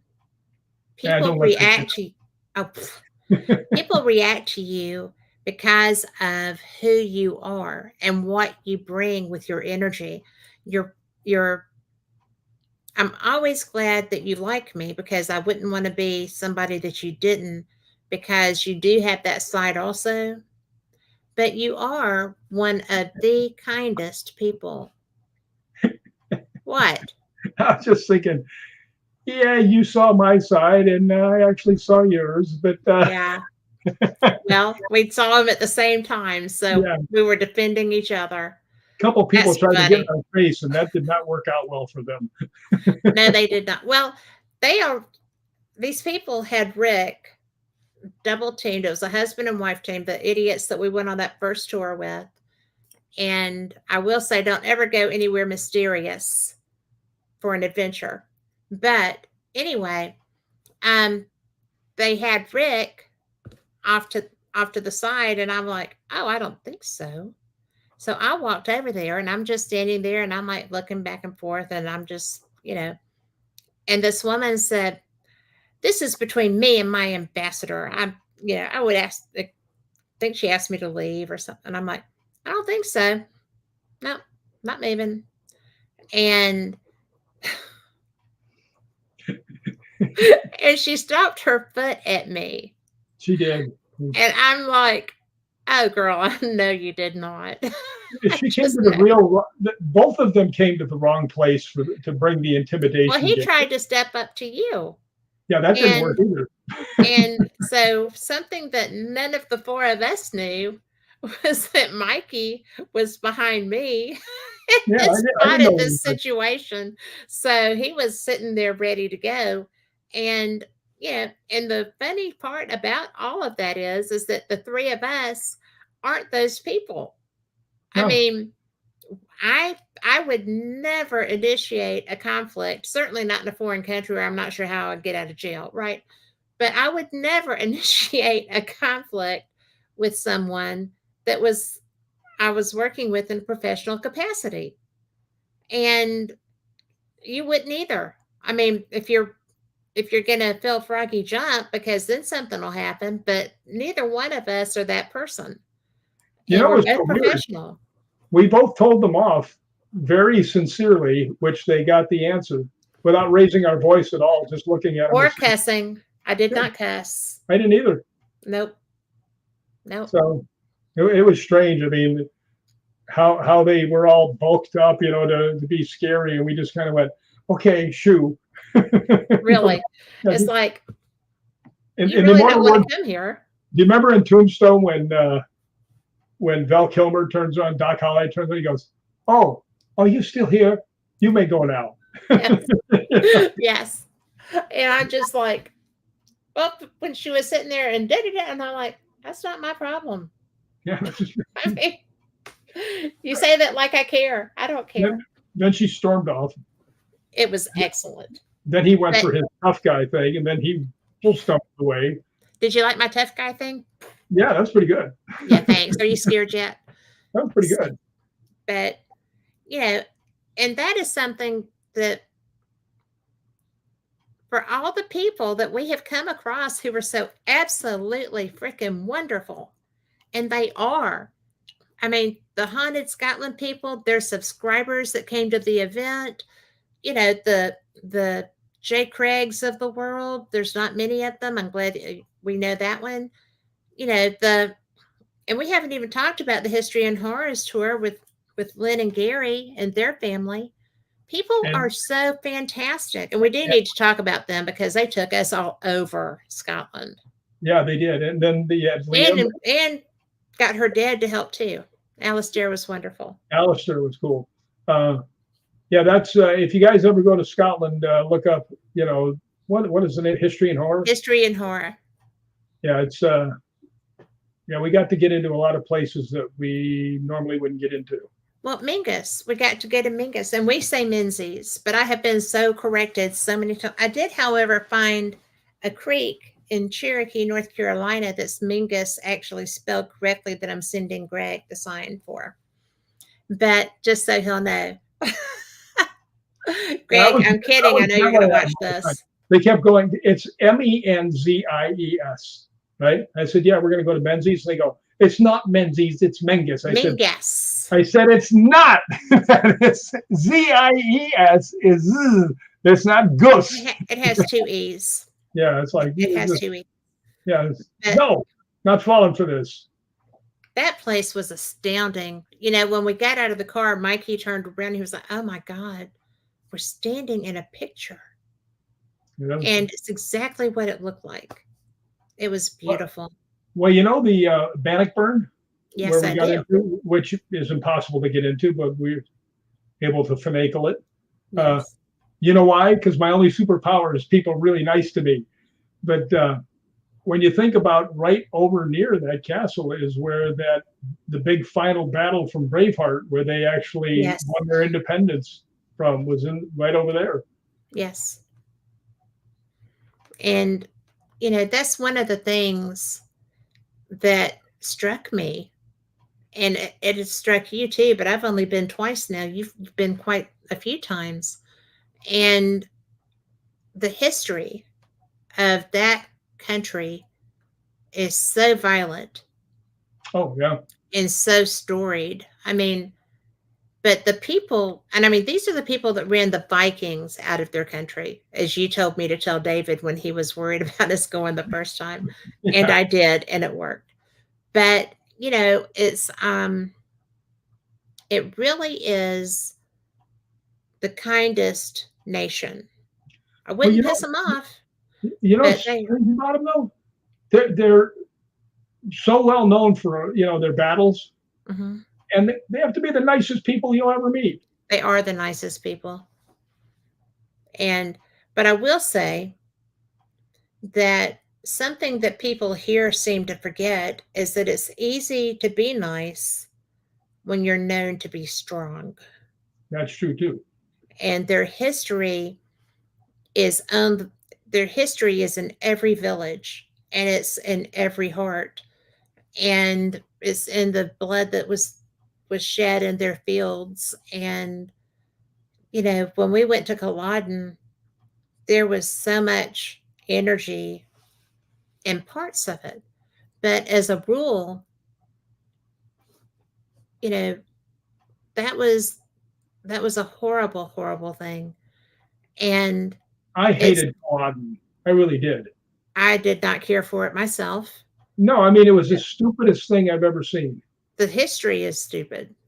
Yeah, I mean, this attack that they attacked the place where the British were already set up, had with weapons, with better weapons and everything else, and they had like 700 yards to run through a bog, carrying shovels and scythes and stuff like that, and against guns. Yeah, against guns, and they said attack. And an Irishman, drunken Irishman, who gave the order to attack because he had been left in charge. Yeah. And I mean, I would have just said, I ain't going. Nope. There's no chance any of us are going to get through this. And the You ones know, that did, they came through and killed. yeah. You know what I would have done? I would have said, no, I'm out. Hey, guys, come with me. We'll find another place to fight these guys. Yeah. You know, because they'll It's follow us. definitely a live to fight another day scenario. Yeah, but it was just, I got so mad looking at it. It's like all these people died. And they just out of sheer stupidity of one man. Yeah. You know, matter of fact, you'd think the Scottish people go, you know, if I would have been back there, no, I don't think so. I'm good. I'm good. Attack. Okay, I'll be right behind you. Show me the way. You'll go first. I'll be right behind you. That's a pretty good accent. Mine's, I have Southern Scotch. Southern Scotch. That's what Greg said. You're a Southern Scot. So, well, you know what? I am so glad that Ryan O'Neill, who is, yes. I think Ryan was the founder, him and Greg. That he's on this TV show, Haunted Scotland, and now it might be Haunted something else because it changed. Haunted Ireland. Spooked Scotland and spooked Ireland. Yeah, so when I first met him, I had no clue what that boy was saying. No clue at all. We went to Ireland. That's true. And he was in the back of the car and he's talking to me. Finally, I turned around and said, will you speak English? So he started going, diddly diddly dee. Yeah, diddly diddly dee, diddly diddly do. Yeah. But now you can understand him because he's so used to speaking for television now. Mm-hmm. So and now, Ryan from the telly. Yeah, Ryan from the telly. I did tell him. He got me though. When I went, you might have been with us. I went and he said, and I went, it's Ryan from the. He goes, shut up! You've done 75 movies. Yes. That's like, oh, but we were at the barbecue. Yes. I was like, okay, you're right. That was such a lovely place. That this was a church that had been converted into a home in the middle of a cemetery. Yeah. And you found a relative in that cemetery. I did. I found one for Lori. Yeah. Yeah. So there was a McCALLUM in that thing. Matter of fact, you know, in back into the history, it's very possible that one of my relatives killed Macbeth because it was one of the Malcolms that killed Macbeth. Interesting. And the Malcolms are my family. Yeah. Remember we saw the McCALLUM bar? I do. That misspelled because that's the way it was always spelled before. But yeah, I got an A in there. You take that out. Not the way they spelling it. And knucklehead. Well, maybe he would have thought you were the Americanized knucklehead. Well, I am the Americanized knucklehead. You know, that I want to go back to the history and horror people because not only did they, you know, they transported us everywhere, but Gary has started a ghost walk in Perth, and we were his guinea pigs. And that was when you weren't feeling well that day. But we went all through Perth, and we went into, they have a Greyfriars cemetery as well. And the history of Perth is so, it's been flooded so many times with so much death and just bizarreness. But that was the best ghost walk. And the love that they felt for all the places that they took us. When we were in Dunkeld, do you remember where that bridge was? And that was a beautiful, wonderful town, and it was active. I do remember when we were in Inverness watching these drunk guys fight. I was like, boy, I think I know little kids that can beat those guys up. I could have kicked their ass. They were so weak. Slap, slap, slap, slap, slap, slap, slap. Yeah, that was hilarious. And I don't fight, but I still could have kicked them. You and Lori could have taken that whole group of them out. I would have held Lori's purse. So, but Lori's the one that carries a purse, so maybe we would have traded out. But that was the biggest slap fest I've ever seen. Oh. Actually, you know, I think everybody thought I was being some kind of creep the night in Inverness. when I walked Claire back down towards where she was going, Oh, I and don't think so. That's that's just when who you are. that's when you guys spotted me because I was up ahead, and then Yeah. I Well, came you're back. up the hill, Yeah, and I looked down, and I saw you and I was guys. like, And yeah, oh, there they are. So I "Yep." asked her. I said, "You got another block? You okay?" She goes, "I was okay the whole time." I said, "Didn't matter. I was going to walk with you." Now that girl is is a brilliant psychic, right? Yeah. Well, besides that, she's great with the dowsing rods. Dowsing rods. I mean, Yes, those. I have the ones that she has. I'll show you. And you know But what else is funny about her that a lot of people don't know? what's that? She's a martial artist. That And is surprising. But you know what? She's built. She's she's built. actually pretty good at it too. I bet she is. I can't And she imagine didn't her realize not being good at I something. was walking with her, so I'd be protected. Yes, I could see that. But I actually have the rods like hers now. See? Oh, those are nice. I know. Oh, yes, hello. Yeah, those are real I nice. know. They're You're better making than the ones you're I'm making getting. your video debut. If you'll be still, I can do the other one. Do you want your friend to come with you? Whoa, hello. Okay, just smoke them if you got them. I'm working here. But anyway, Ah, oh stop. no, You're that was so funny. I liked it. Smoking with so. you. But anyway, these are just like clears. Whoa, hello. Or we're gonna be okay. Everybody, I guess you're getting a hug. But straighten out, please. They're not going to work because they're on TV. They're going to be bashful. Straighten out, please. Well, you've got them leaning down too. Well, you're supposed to have them leaning down so that no, don't swing, don't swing. Do you see my friend? Do you see my picture up there on that thing? Well, you're okay. Well, they're both kind of pointing that way. One of them's pointing at you. One of them's pointing at me. So, but they're still. There you go. I had to show something to Claire because she didn't believe me. She goes, "You want to try these?" I said, "No." And she goes, "Why not?" I said, "Because every time I've ever tried them, and I ask the first question, it always does exactly the same thing." What does it do? That's what she says. "What happened?" I said, "I will ask, where is the strongest energy here?" You. Right? She goes, "What happens?" I said, "Every single time it turns around and points at me. Every time." Yes. She goes, "Show me." And I said, "Where's the strongest energy?" She goes, Yeah. "Holy cow." I said, "It happens every time." Okay. I'm good.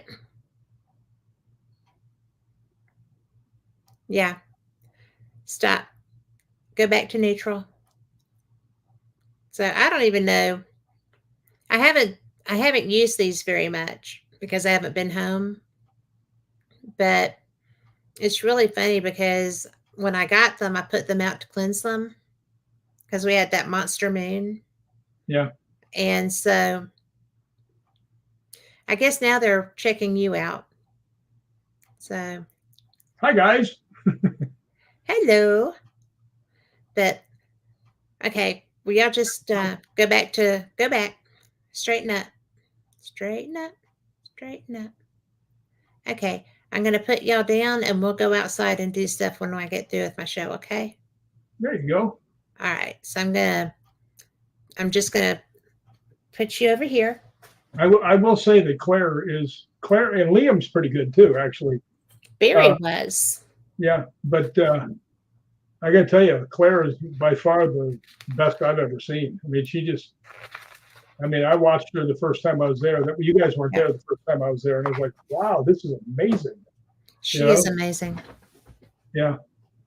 And Barry was using hers when we were at the Stones at the Colic Cairns. Yeah. And somebody should have told me, because I don't watch Outlander, that stone was what you're supposed to transport through. Yeah. Because everybody else is like with their hands on it. I thought I told you that. You know, I told I'm up there with my hand on it, like I sent a picture of it to. I know I told you. I think that's why we took a picture of you putting your hand up on it.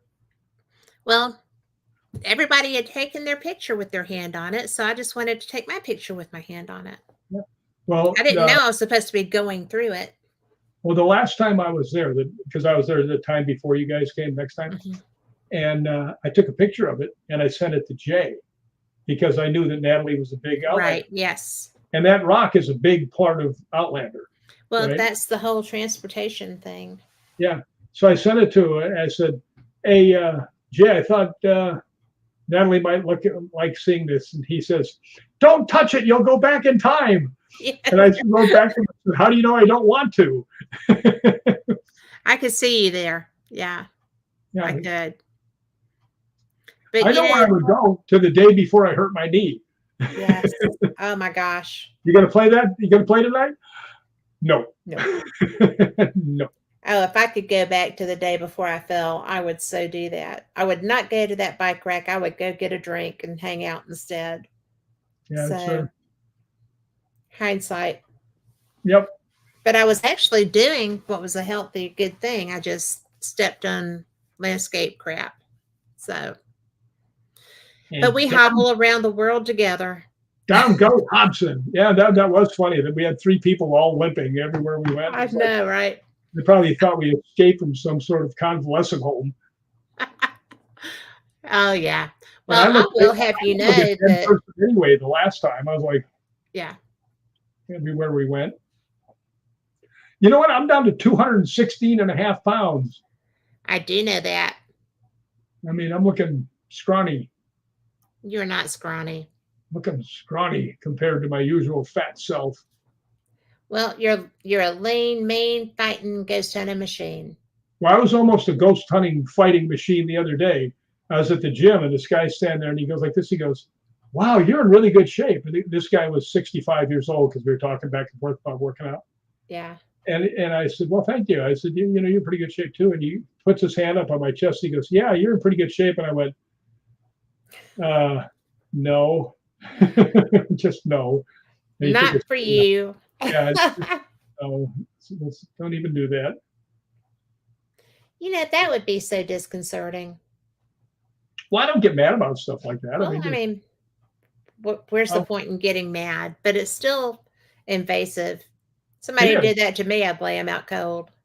Well, there's a difference when a guy does it to a girl. When a guy does it to another guy, it's just weird. Weird. Yeah. It's weird. What do I do here? Am I supposed to sock him? Well, I don't really want to sock him. He's not doing anything evil. You know, he's just saying you're handsome or pretty or whatever he's trying to tell me. Well, Now there's move thy hand or I will rip it off of your arm. there you go. I'll rip your arm off and I'll beat you over the head with the wet end. Exactly. But it's really funny because you haven't really actively been trying to lose weight. You've been trying to strengthen. Yes. And so the weight's coming off anyway. Well, because I walk to the gym all the I do time. know. And I've been doing lots of leg exercises.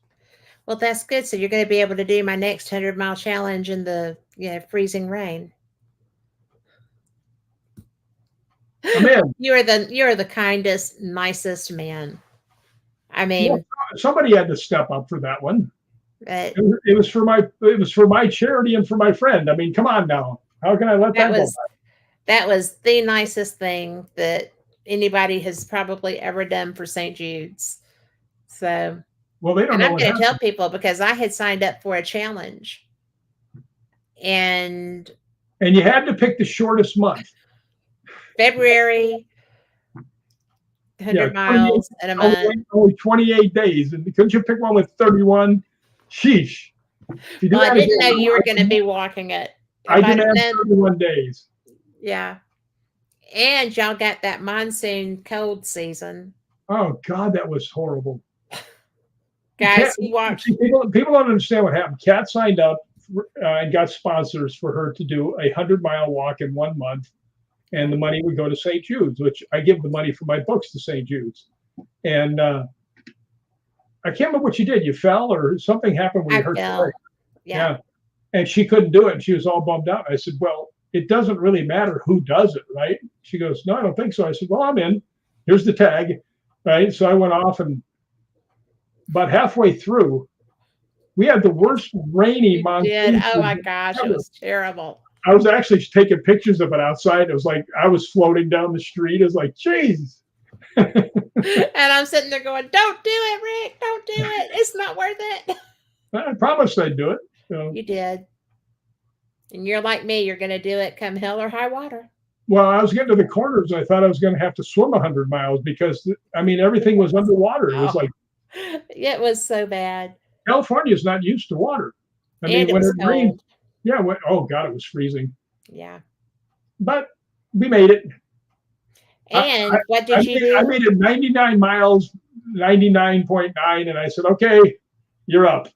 Yeah. And I said, You go through the finish line. "I'm going to the mailbox." That's what he did. He called and said, "You're going to walk to your mailbox now." And I did. And I was so boo-hooey.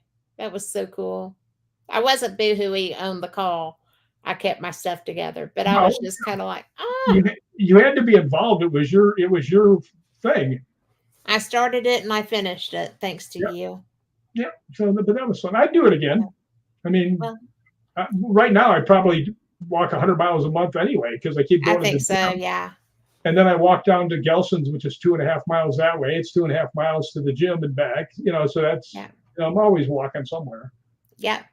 And I would prefer to be walkable, but I have to go and walk. Yeah. So that's okay. I don't mind. Well, I don't mind walking, is because if I'm just walking where I'm normally going to go anyway. So Yeah. I would hate to have to do it around a track. That would drive me crazy. I don't know how Lori does that because I do water aerobics for my energy burns, and Lori walks laps, and I would be in a coma.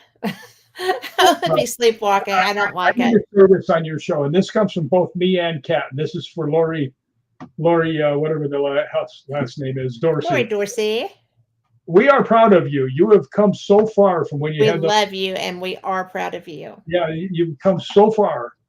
I mean, I remember the first time, me and Mikey were practically carrying you everywhere, and the last time we're like, "Wait up!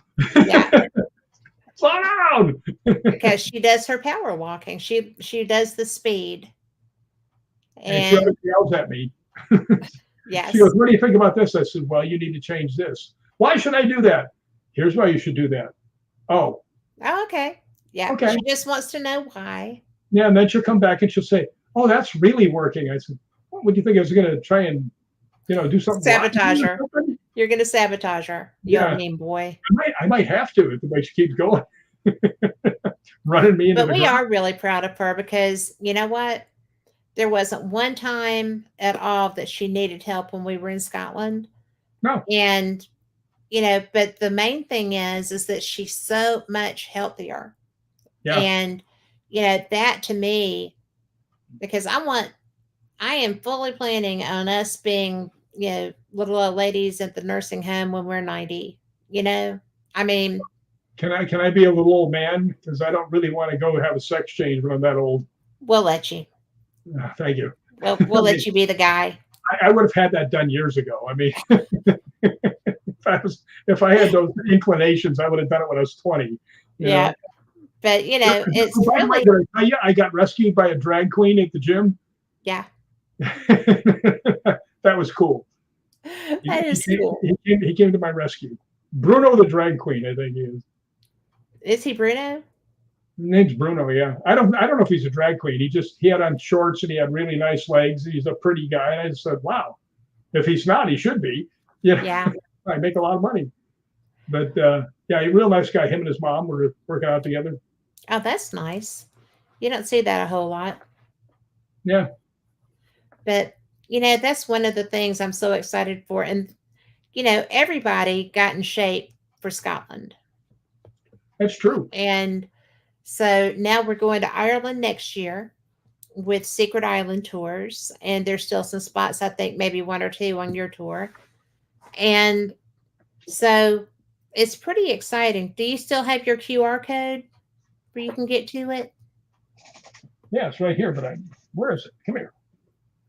And he's going to flash a QR code that you can scan, and it'll give you the information on the trip. If I can find it. If you can find it. If not, No, I know. I You know can it's right here, you but can go to his Facebook page, and he has the information, or you can go to Secret Ireland Tours. here it is. Oh, and now we have it. This was the first one I was going to give you, but it's really not There's that much there's info. nothing there. Yeah. Not much info on there.